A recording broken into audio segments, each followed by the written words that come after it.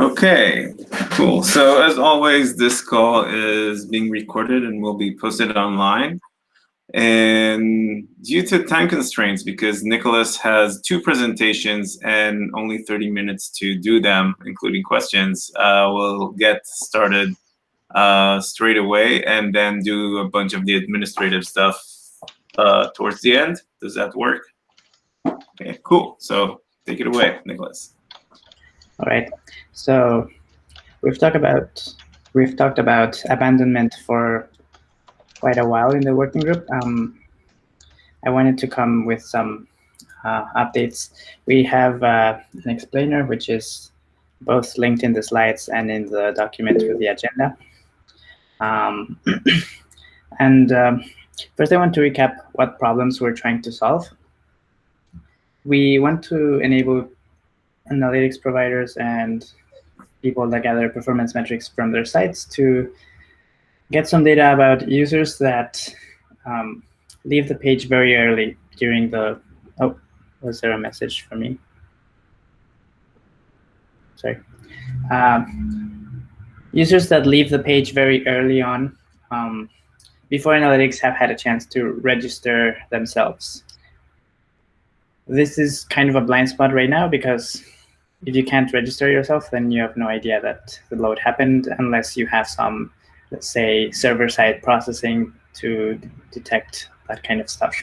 So we want to make it easier to help people determine the abandonment rates of their sites, as well as being able to correlate those rates with performance or business metrics across various sites.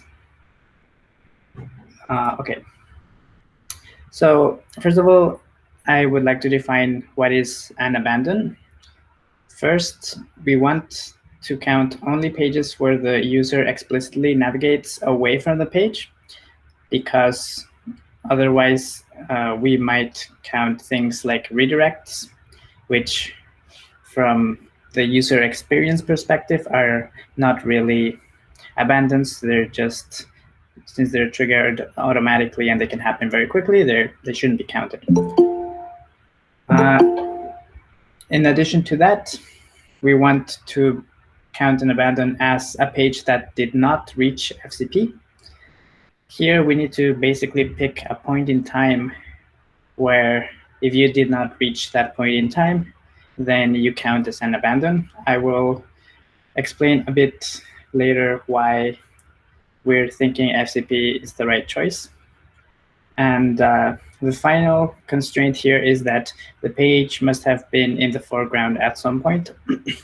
Otherwise, the site had no opportunity to show any content to the user. So we can't really count that as an abandon. Now, in order to compute abandonment rates, we need to know a denominator. So we want to expose non-abandons. This is important not only because not every page load is abandoned or non-abandoned per our definition, but also because there will be browsers that implement some APIs, but not the abandonment API.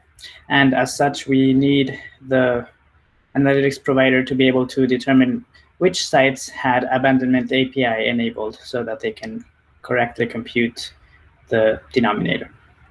So in order to expose non-abandons, we also need to define it. And as before, we also expect the user to navigate away so that it is consistent with abandons definition. And then we, in this case, the only difference is we reach FCP. Of course, that means there was some content presented to the user. And in that case, we'll say that that was not an abandonment. It's, of course, not the best, like not a foolproof definition, because a user could abandon if there was FCP, but the content was useless and the real content took a long time to load. But determining that would be pretty hard. So reaching FCP will be our cutoff. And the third condition is also to be consistent with abandonment, that the page had to be in the foreground at some point. So now a couple of reasons why we're choosing FCP instead of other potential candidates. The first reason is that FCP makes it very clear that if you don't reach it, you're definitely an abandon. So for pages that are in the foreground and do not reach FCP, the user did not get any valuable information from that page load. And as such, they should be considered abandons. Of course, like I mentioned, non-abandons, that's not the case. The user may have not gotten information that they deemed useful, but determining that is beyond the scope of the proposal. And other options for cutoffs in time where you could say this is where if you don't reach this, you're in abandonment could be, for example, unload. The benefit of unload, for example, is that it generally means that the analytics provider will already be registered by the time unload occurs. So it would certainly cover a bit more of the gap that we mentioned between user tries to get to the page and analytics have registered. However, unload is not tied to user experience at all, and unload values vary wildly between websites with similar performance characteristics. So we feel it's not the right metric to look at.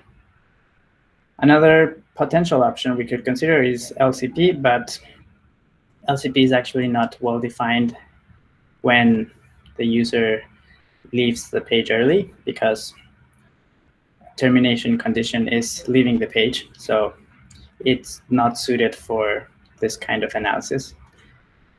In fact, you can get an LCP value from the first image or the first text rendered in the page. So that's not very useful, right?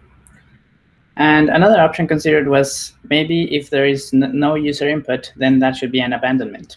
However, that's a little bit tricky because if your page is set up in such a way that it's a very small page and it contains the answer to what the user is looking for right at the top of the page, and then the user just navigates away, that's not really an abandonment, right? So even though that's a pretty good option, we feel like it does not really capture abandons properly because it will have many false positives. So now the next thing is, what do we need to expose with a new API? Well, for sure we need how many non-abandons, how many abandons there were, but there are other potential things we could expose.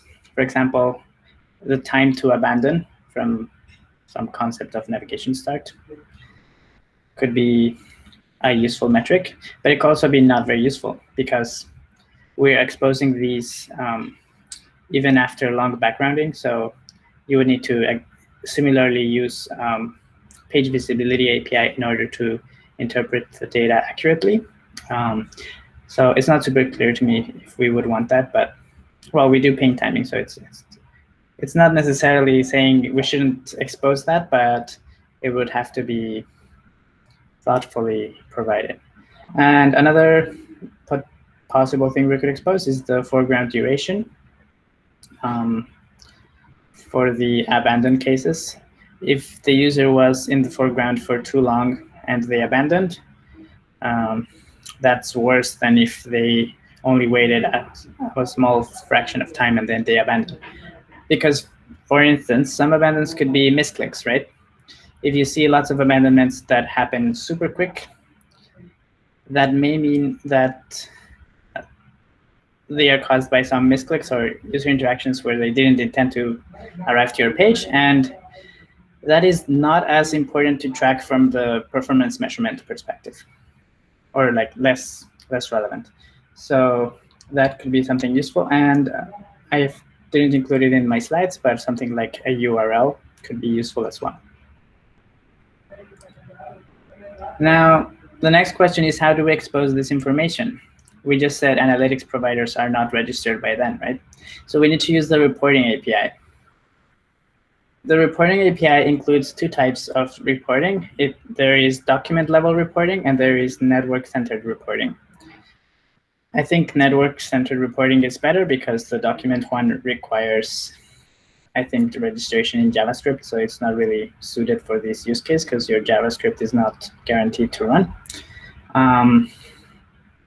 Now, the network one, as far as I understood from my conversation with Ian, the network one is currently a little sketchy in that it really should use origin policy in the future, but currently does not, at least for network error logging, which means we may need to wait a little bit for the origin policy spec and implementations to be in place before we can actually go ahead with reporting API for abandonment, but that seems not too far away into the future, so maybe that's fine.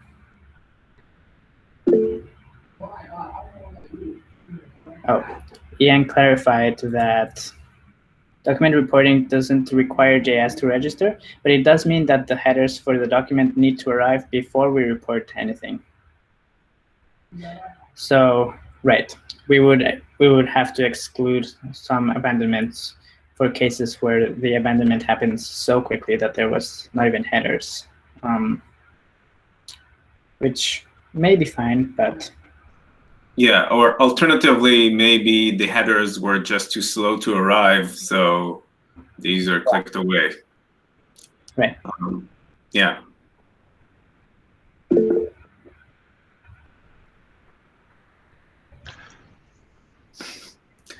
Yeah. So yeah, the headers could be super slow, and ideally we would report those cases. Although I don't know if does Nell already cover those kind of cases or not really. Error due to I guess it wouldn't be an error, so I guess it's not covered. Yeah, so it's not covered. So we really do want to report those cases. Sorry, Nicholas. We explicitly exclude those things. I think we say in network error logging, if the user initiates a back, like that's not a network error. Right. Yeah, thanks. And that's what this would capture. And the registration that we're talking about via the reporting API here too would be sticky-ish, right? Like it would be registered for that domain for future? Yeah, I believe Ian has better information, but I believe it's sticky, but you have to provide a file which determines the origin policy for that origin. Yeah, it's sticky and it's origin-wide. So there's no option to configure things differently for different subdirectories or anything like that. And Nicola, can you explain again who and why a website would be interested in abandonment? Sure. Like what's the, Sure. So imagine you have a website and it's doing great. It measures all the metrics, including FCP, and the metrics seem fine. Now imagine that there is a change in your website and you don't see any change to FCP, but you see a change in the volume of metrics received. In that case, it would be useful to determine if there's literally just less engagement from users, or if more users are just leaving because the FCP is actually slower, but since too slow FCPs are not reported if the user abandons, then you're basically losing that data. And even though on aggregate it looks the same, the FCP is actually much slower, and abandonment can help determine those kind of deep dive analysis into how is the performance of the website changing.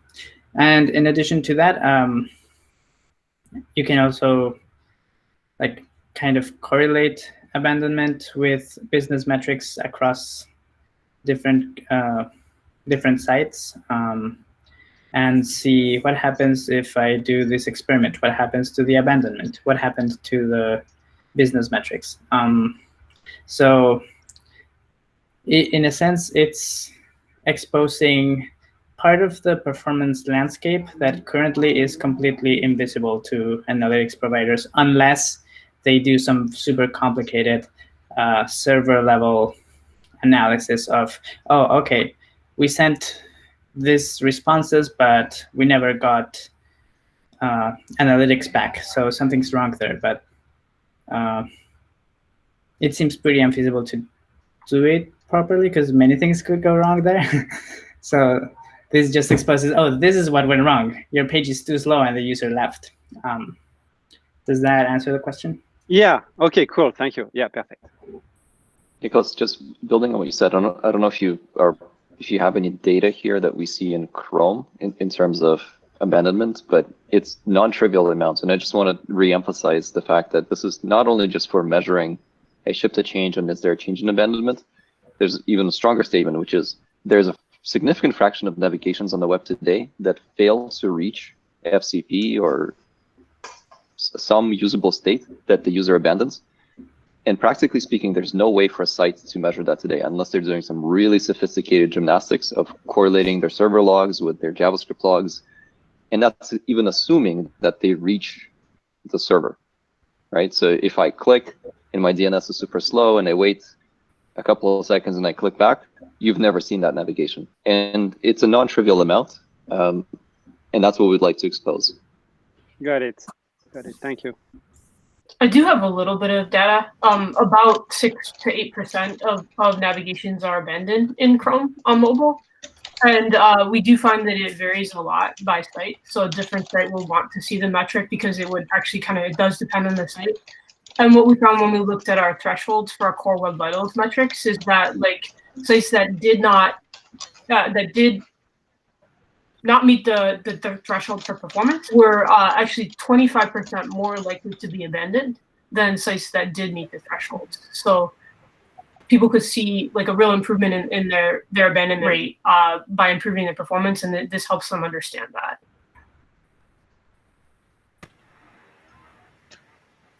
Hey, Annie, do you know how much of that is user-initiated abandonment and how much of that is network or site-initiated abandonment?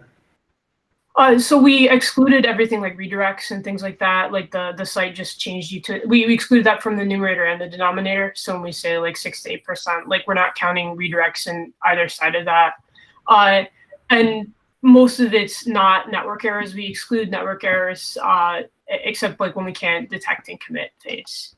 So most of it's not accountable by network errors.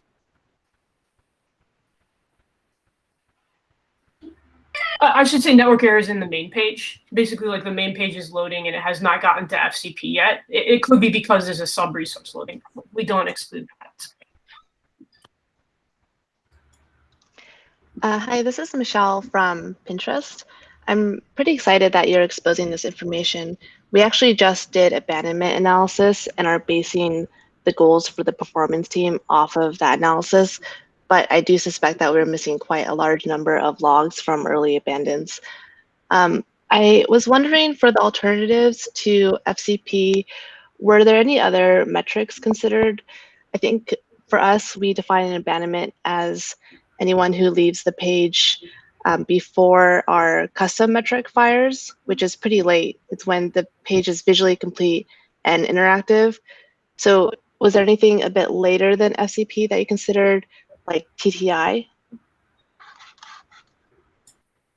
We did have a lot of difficulty, and Nicholas, if you want to jump in, finding a better metric that was really user-facing. TTI is actually it's abandoned quite a bit. We actually removed the metric from Chrome because abandonment makes it so noisy that it's hard to see. Some sites many sites never reach TTI. Onload and down content loaded aren't really user-facing metrics. And then, as Nicholas explained about largest contentful paint, it's the largest contentful paint so far. So the first contentful paint is the largest contentful paint until the next largest contentful paint. So saying before largest contentful paint doesn't work. We haven't been able to find a way to get speed index into the browser itself. So we did consider a lot of ideas, but we didn't think of anything, and we'd love to hear if people have other ideas. One thought could be to have some sort of have FCP as the default, but then also have some deadman trigger where the site declares that if if this value wasn't triggered by JavaScript, this is an abandonment. So as part of the registration, have some JavaScript variable that if it was never defined, then the page was abandoned. Or something along those lines. Just basically have some way for the site to say what it considers a non-abandonment. And then we could potentially report both, but it can give interested sites more info. Yeah, we could definitely have an origin policy where the site can opt into this kind of abandonment as measured by their own infrastructure. So that's certainly something we could add. Could we also do something where we report abandons that happened prior to onload, but we annotate which ones reached FCP? And so the purpose of doing that would be because by onload, you usually guarantee that your analytics script has run. And so you kind of remove that middle ground where somebody could reach FCP but not quite make it to where the analytics ran. So then the definition of abandoned would still be FCP, but you would still have the data of like, okay, how many people reached FCP? Those are my true abandons. But then how many people didn't reach onload and so aren't attracted by my other analytics? Does that make sense? Yeah. I think Nick will disagree with the analytics, like your statement of the analytics script running at onload. That's why I said most. Yeah. Yeah, and the other thing is the incentives part, right? What are we trying to incentivize if we tell developers to measure this? Because a developer can fairly easily make onload very fast for their site by basically postponing everything until the window.unload. And they could that way sort of reduce their abandonments until onload per our definition, but that's not really something that would improve the user experience. But yeah, it's worth considering if there's a cutoff where we could say, okay, this is something that we're more or less sure that analytics have registered by then we can just use that. But in my opinion, we don't have such a cutoff right now, and it would be better to just rely on the analytics provided cutoff, like we were mentioning, if that makes sense. To give a specific example of a scenario I'm concerned about, a user sees a splash screen. The splash screen is spinning for 15 seconds, and then they close the tab, and that experience is not tracked by anything because it's not an abandon by this definition, and the analytics hasn't run at that point. So the site would have no way of knowing how many users were in that state. Right, but then it would be tracked by the custom abandonment metric, right? Because the analytics hasn't run, so they haven't annotated the site as non-abandoned. Because that's the other proposal, right? I joined at a little bit later, so I might have missed that, but I don't see how that would. I mean, we could follow up afterwards, but I'm not sure how that would be tracked by the analytics provider. Yeah. For what it's worth, I think it's worth maybe separating the problem into there's multiple stages at which abandonment can happen and your ability to report it. Up until FCP, your script could not have run definitively, right? And that's a gap that this API can solve clearly, and there's no other way than the browser providing this information. Then there is a gap between the page is being constructed, but we don't know if your script has run, and that's the part that we're discussing. I'd like to tease those apart a little bit. I don't think we should bundle them together. Like I would still, as an MVP, I would still say, even if we solve the first part of the problem, that's a huge improvement because as we know, that's already 6 to 8% of navigations on the web. Like that's a big hole, right? 6 to 8% of analytics requests are not being delivered because the user never reaches the page.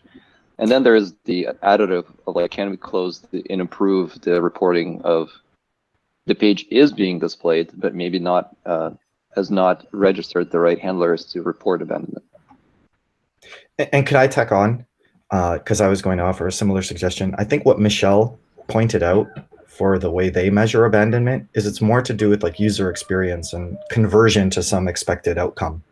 And that term abandonment has like a predefined context there, which is the page has already loaded, analytics has already loaded, but they have their own next phase that they want to get all users to. And it's not just performance that gets users there. It's also like the text, is it enticing enough to keep the user engaged until they reach that moment? And at that point, it really needs to be custom per page.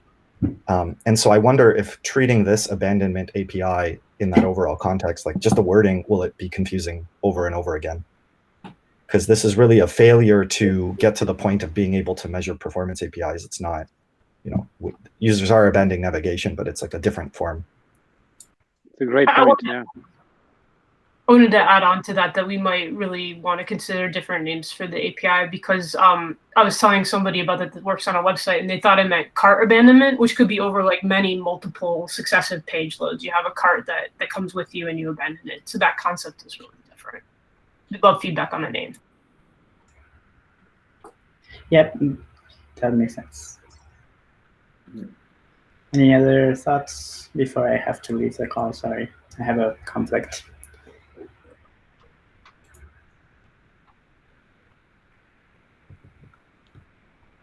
I guess one question we could take it maybe as a follow-up is, Nicholas, you mentioned that there might be some dependency and blocking on reporting API or origin policy. That bit was a little bit unclear, and what implications that has on the timeline. As far as I know, origin policy is moving forward, at least on Chrome soon.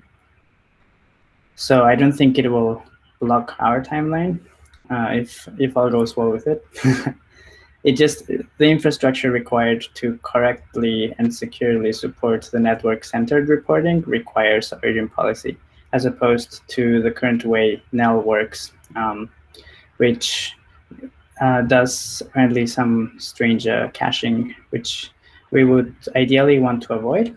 So that's why I'm like, okay, so basically every network-centered reporting API would rely on origin policy from now on. That's my understanding. Does that make sense? So we would have to wait for it, because we don't want to do document reporting level. All right, sorry, folks, I have to go. Cheers. Thanks, Thanks. Nicholas. Okay. So yeah. So next up is the page visibility presentation from Nicholas that will happen next time around. But I wanted to talk a bit about back-forward caches and the implications of them on RUM metrics. This is something we already discussed in the past, but yeah, I think we can talk about it some more because we didn't really reach any conclusions. Let me share my my screen. And can you see my screen? We can now, yes. Yes. Okay, cool. Yeah, so this is not really a presentation as much as it is just a conversation starter. I want to just, talk about the implications of BF cache. So first of all, why should we care about BF cache navigations? So browsers can implement or BF cache. So Chromium is currently in the process of implementing and shipping BF cache. They can also improve their BF cache implementation or regress it. And currently, metrics don't really capture any of that, at least RUM metrics. Similarly, sites can change to be BF cache eligible by avoiding to register the unload event, or the other way around. They can regress and somehow throw themselves out of the BF cache. and that can result in significant user experience changes that currently we do not capture at all. And then we talked a bit on calls in the past about what we can do about that. So one option that we discussed, which I don't really like, but I'll mention it anyway, is to update the old metrics. So override older entries with the new results, pretending, so if we consider, for example, a BF cache navigation as being a new page load, then we can override, for example, all the navigation timings and write new ones instead. That, like, on the one hand, it seems destructive and can eliminate data that may or may not have been collected yet. So I'm not a fan on that front. I'm also not sure that it's that it would be web compatible to do that, because it can violate expectations of current analytics scripts. So the second option, which is the one that I actually like significantly more favorable, is to fire new entries and for the metrics that we care about, and then have analytics scripts collect those new entries as representing this new page load. Which metrics should we look into in the context of BF cache? So for navigation timing and the various pane timings, I think we need to fire new entries. For navigation timing, there is a question of web compatibility here in terms of the size of the navigation timing array today is always 1. And if we start firing new entries, it will stop. Like, we will have more than 1 navigation in that array, and that can theoretically violate expectations. We'll have to look into that, and worst case, we can spin those off into a new array that contains like back-forward navigation timing or whatever it is that we'll have to resolve to. But ideally, like, theoretically, it's possible that we'll be able to just trigger more navigation timing entries for these new page loads. Similarly, for pane timings, right now, yeah, developers don't necessarily expect to see more than 1, and we'll have to see if it's web compatible to trigger more. And then there are other performance entries which we will probably need to take into account when looking into BF caches. So resource timing, element timing, event timing, layout instability. They don't necessarily relate to the page load, but we potentially want to split them out into, basically, if we have a single DOM that is responsible for like a single document that is responsible for multiple page loads. So if the user navigate to the page, then move the page to the BF cache, and then moved it out of the BF cache potentially multiple times, we want to be able to correlate different user actions and the timings that go along with them to those page loads. We don't necessarily want to bulk all those entries into some, like, we want analytics providers to be able to split them apart. So we will need to be able to, like, not necessarily have different timelines or different arrays in which we store those entries, but we need to be able to split them out from one another based on those page loads.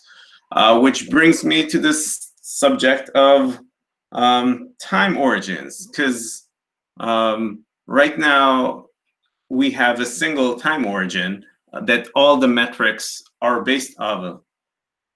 And I don't think that we want to have multiple time origins at the same time. Maybe we want to be able to say that, starting from 3,000 milliseconds in, this is a separate page load, and make sure that those metrics can be filtered based on when they happened compared to the original time origin, or somehow enable filtering of entries based on like multiple virtual time origins without modifying the actual time that is 0. Yo, for that one, really quick, would that be possible just by the navigation, a new navigation timing entry, like kind of knowing that the next origin is the start of the same time as that navigation? Yeah, so theoretically we could kick off a new navigation timing entry, and that will have a start time that's relative to the original time origin, and then that would be the point in time in which the new load started. That is one option. Another option is to somehow have something similar as part of the visibility observer that Nicholas was about to talk about, but didn't. So maybe that is because there are a lot of similarities between visibility changes and back forward changes. So maybe it makes sense to wrap them up into a single observer, because right now the method to know whether your page has gone into or out of the BF cache is through the page show and page hide events, which are not necessarily correlated with the ways that we, like, they are different from all the other APIs that we want developers to be dealing with. So maybe it makes sense to duplicate that information into something like the visibility observer, or expand the visibility observer to also cover BF cache transitions. Another slightly related effort is with SPAs, we also want to create the concept of multiple page loads. So maybe there are some correlations there, and I don't have a clear mental image of what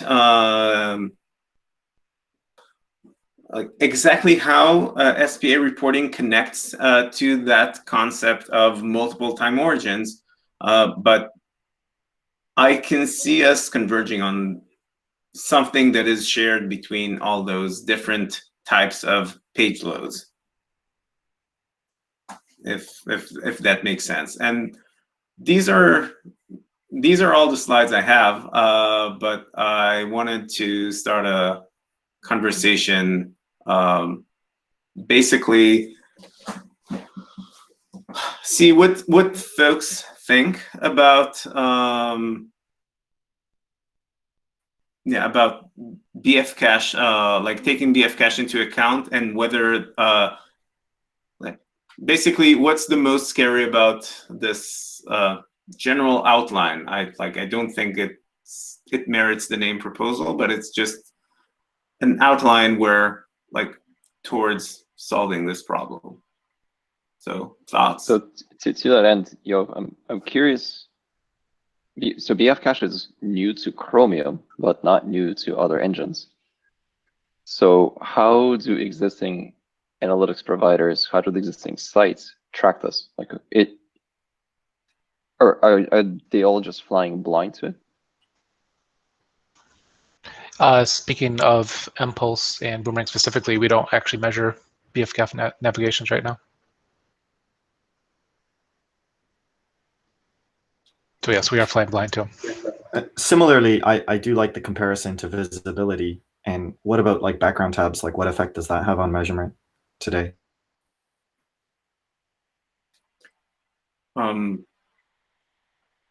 So yeah, we talked about visibility in the context of background tabs being throttled and therefore need to be somehow marked as tainted.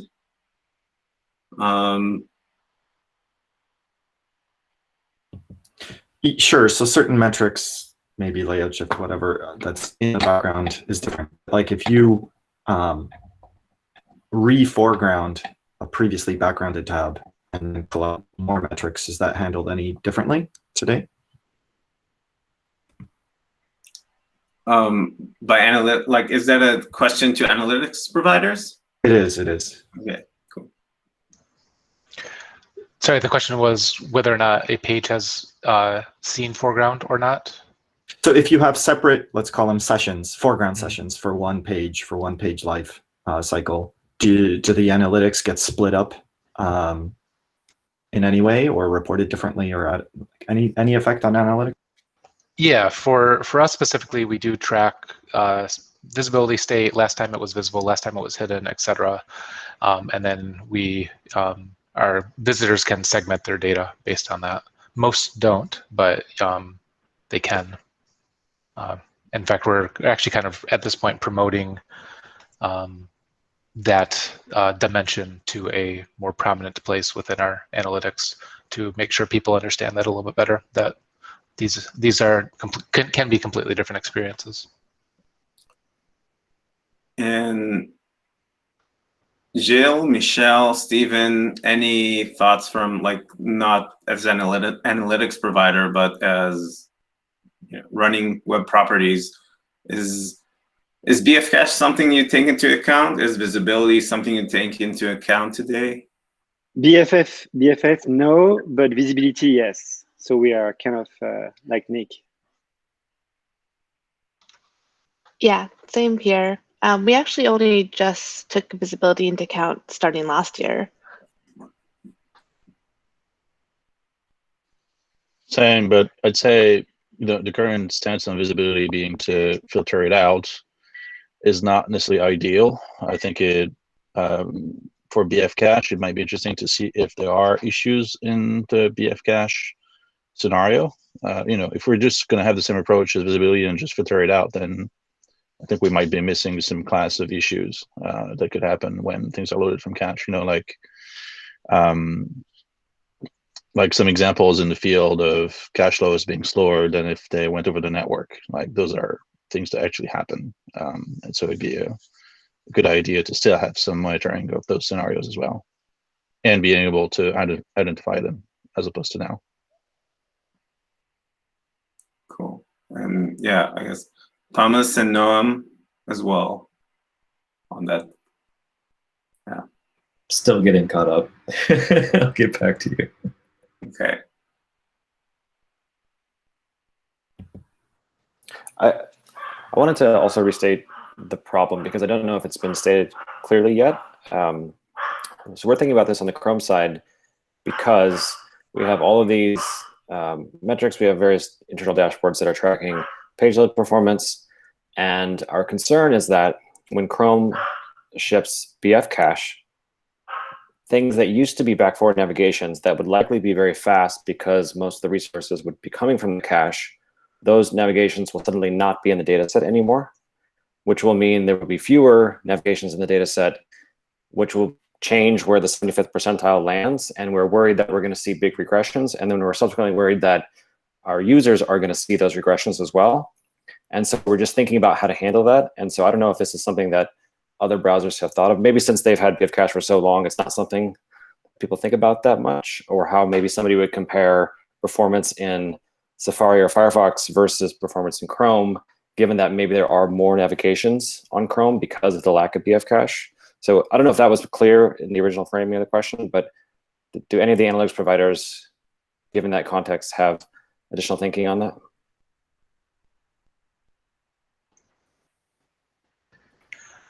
I will say that from Impulse customers, we actually haven't had much questions or insight or even knowledge of BF Cache.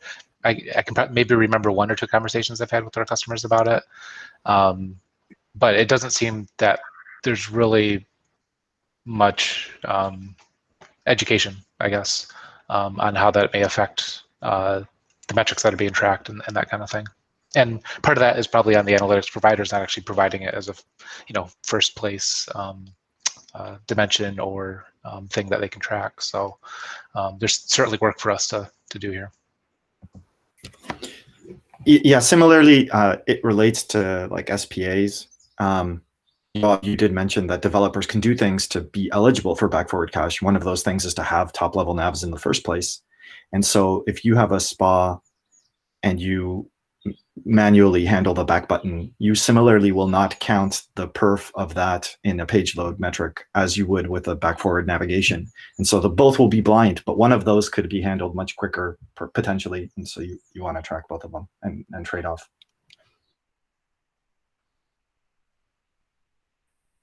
Yeah.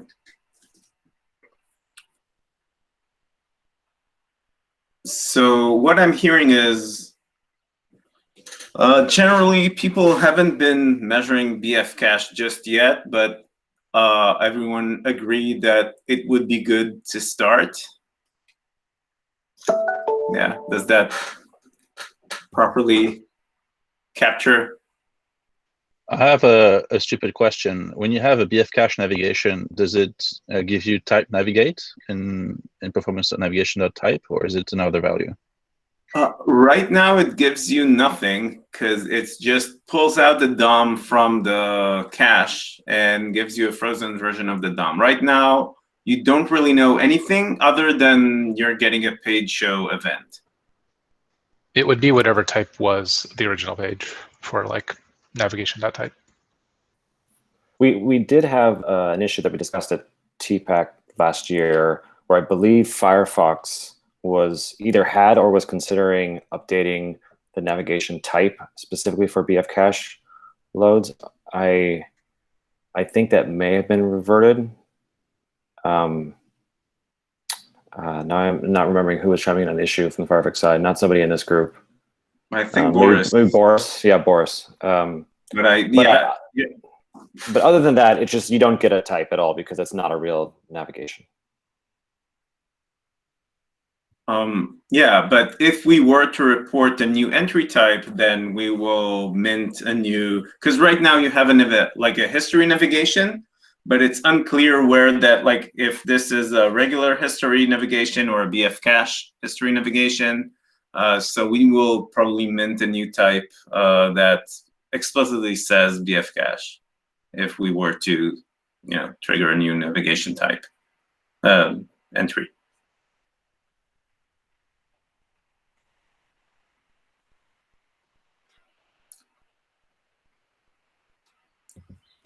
I will say that the BF cache questions to me raises a wider issue that I've been thinking of in terms of SPAs, which is for lots of reasons, it would be good to track BF cache navigations in order to double check. Because like you say, a browser could regress performance, you wouldn't catch that. Or if you're just comparing it and there's a big cliff and you don't know where that's coming from. So for all those reasons, I think it is important to track specifically. On the other hand, there's this problem of like the total number of navigations a user commits will influence your overall metrics and how you normalize. But there are so many things that could influence that. The existence of these browser features is one, but you could have a very long page with lots of content on it that the user just scrolls through and gets immediately access to it, or a lot of buttons that say next paragraph, and lots of top-level loads. And is it important just to track each of those loads and aggregate, or do we need like more holistic comparison to how these any type of interaction compares? And BF cache is just one tiny example of that. So basically, user behavior and how many top-level navigations they need to commit during one session is important to the overall experience. And right now, when we're just like treating them all equal and reading them all together, it doesn't necessarily give a representative view. because you could change the UX of the page or these features that the browser does. Now all of a sudden it cuts the number of navigations, or a framework changes the way a navigation handles, but the user doesn't care.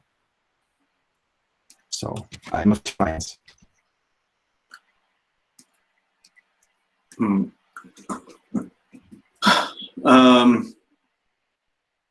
Yes, so obviously, yeah, the user experience can vary widely based on many things. And I think the main goal here, like from my perspective, is to make sure that this, like, the presence or lack thereof of BF cache won't result in significant changes that, you know, like in unaccounted for significant changes. But on your comment to make sure we more holistically measure the user experience, I don't like, do you have thoughts on how we do that? The comparison to Visibility Observer is an interesting one to me, because I, as a user, if I choose to open that tab in a new, or open that link in a new tab, finish reading, close the tab to get back to the origin, will that influence your perf measurements? Then if I had clicked a navigation and then gone back, should that significantly?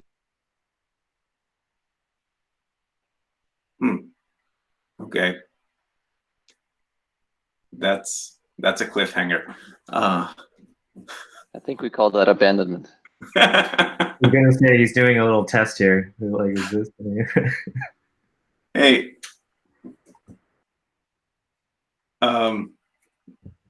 Yeah. That's a bad time to cut out. I don't know. Yeah. So you were. So I think that page load performance of a back-forward cache we expect would be better than like an initial navigation. And so whether I open a navigation in a new tab, close that tab to get back, or whether I navigate and hit back doing a real like back navigation or a BF cache navigation, like the overall perf story in all of those scenarios, I would expect to be similar. It should be representative of the page performance, as opposed to like how many actual navigations were done and how good the cache strategy was. So you're like, if I hear what you're saying correctly, you're saying that either like if we move to the background and then to the foreground again, that should potentially also count as a new page load that's super fast, rather than. I mean, if back forward cache counts as one, then so should this. And so that's why I was curious how current analytics think of it, and that's not usually how we think of it.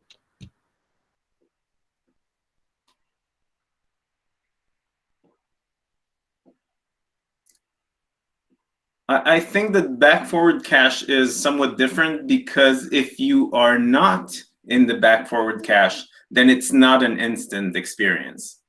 So you're comparing the immediate page load with a not so immediate page load. But you make a good point that also, like, there are some cases where going back from the background to the foreground because the browser decided that you no longer have memory at your disposal, that's also can result in a full load in some cases, or partial load. But it's definitely an interesting comparison. So, Michael, if I'm hearing you correctly, I think the point you're making is there are many factors that influence the number of navigations, and it's not really our goal to, or nor can we control for that, right? As you said, based on my UX, you know, every U paragraph is the next button or a page reload. What we're discussing here is, in particular context of back forward, we've established that basically we're ignoring that. The industry is ignoring that. So there's a short-term fear that we have, which maybe is unfounded, but it is a fear that when we ship this thing in Chrome, as Philip said, it will look like, we're going to ship it because we actually think that it's going to improve user experience significantly. But it may look like externally that performance has regressed because all of a sudden a number of navigations have, like the denominator has changed, right? And it looks like performance has actually regressed, whereas the true story is it's actually improved. And second is because sites are not looking at this dimension at all, they're also not optimizing for this experience either. So you may have a page that could be eligible for BF cache, but you have some, I don't know, unload handler that prevents it from being so. And if you don't know that, then you're excluding like a very easy win for your site. Yeah, I think that's a great summary. I'm definitely a proponent of rewarding BF cache navigations and the perf because developers can influence eligibility, and it's good to track regressions in performance that browsers have. However, this is just one of many examples where you can influence the total number of navigations and just naively fixing this temporary gap. I don't know why it's any more special than the other cases. It would be good to consider. Well, I agree that it would be good to consider all of them holistically and then decide on what we do with that. But yeah, at the very least, we should plan for some solution that is, extensible in the future to those other types. Cool. And with that, we're at time. So I don't think this is the end of this discussion, but hopefully we can continue it at a later time from a better position. Thanks all. And administrative, yes, end of the beginning. Just administrative question. The next call is scheduled for July 2nd in a couple of weeks. Is that, does that work for folks? Is that too close to Canada Day, 4th of July? Should we move it somewhere? Should we try to move it, or can we, what do folks think in the -1 minute we have?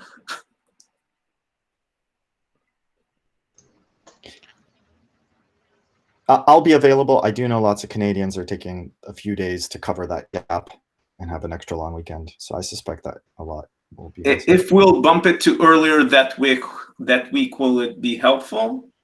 Or I think Monday and Tuesday, from the folks I have heard of, they're more likely to be available. Okay. So maybe we can set on Tuesday for that week. I don't remember exact date, but yeah. Would that June work? 30th. June 30th. Does that work? Yeah, it works for me, but I can make any of those dates work, and I don't actually know if Nick's available. I think he will be either way, so maybe it's not even worth rescheduling because of this. Yeah, it's a nice favor. But.